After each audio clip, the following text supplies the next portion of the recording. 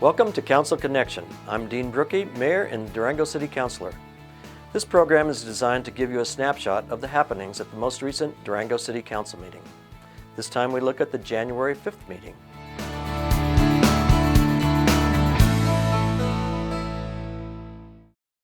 Our meeting began with a number of presentations. First, our city manager reported to council on his first 100 days on the job. Just want to thank the mayor and council for their support and their confidence in me. I want to thank the community for being so welcoming to myself and my family. Really excited to be here. It's been a great place. Couldn't have asked for anything better. And finally, the staff. Want to appreciate their support and their work in getting us forward and continuing to move through these first 100 days. I then presented a proclamation declaring January 18th as Martin Luther King Jr. Day of Service.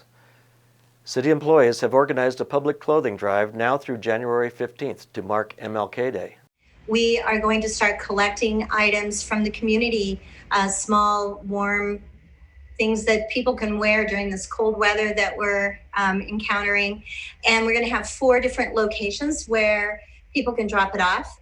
4 city locations: the rec center, the library, City Hall, and the Durango Police Department during open hours. The items will then be distributed on Martin Luther King Day, January 18th from 9 to noon at Manna Soup Kitchen.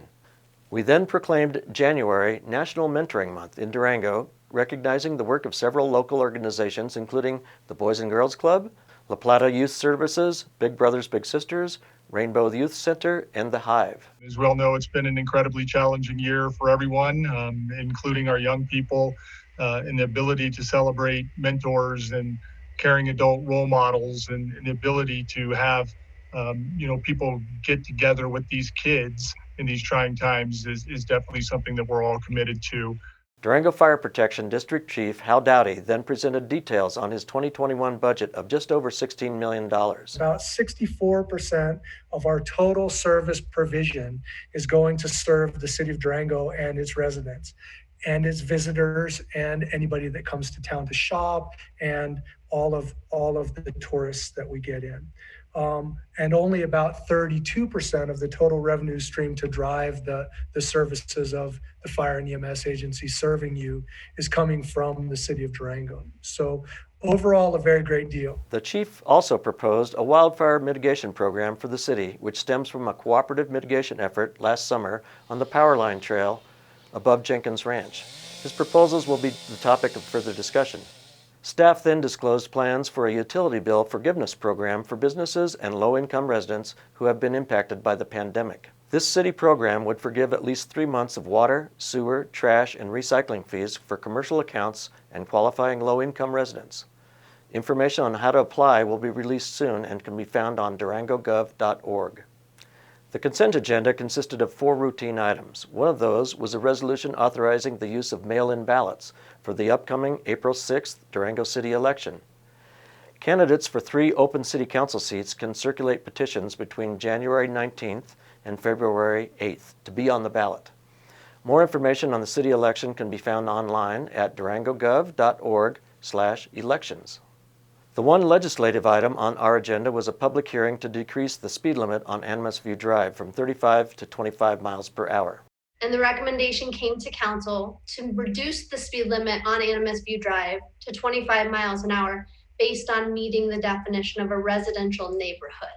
In addition to the residential neighborhood classification, we also looked at factors including a lack of pedestrian and bicycle facilities along the roadway, connectivity to the Animas River Trail that is not sufficient, as well as the existing right-of-way and environmental constraints. No one from the public spoke out on the proposal, which was approved by City Council. Next step is approval of an ordinance. The change could take effect as soon as mid-February. 3 quasi-judicial hearings all dealt with the Twin Buttes development. The first concerned revisions of the Twin Buttes conceptual plan approved in 2008, which has already been updated 3 times.